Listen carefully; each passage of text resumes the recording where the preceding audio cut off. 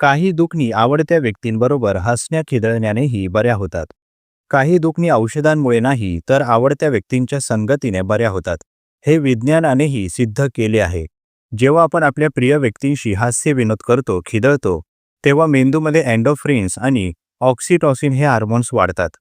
हे नैसर्गिक पेनकिलर्स आहेत, जे शरीरातील वेदना कमी करतात आणि मानसिक शांती देतात. शरीर आणि मन यांचं अतूट नातं आहे.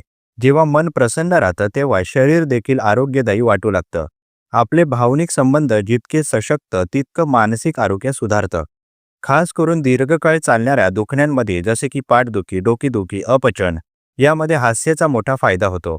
म्हणूनच ज्या व्यक्तींच्या सहवासात आपण मुक्तपणे हसू शकतो, अशा नात्यांना जपणं हे औषध घेण्याइतकंच आवश्यक आहे.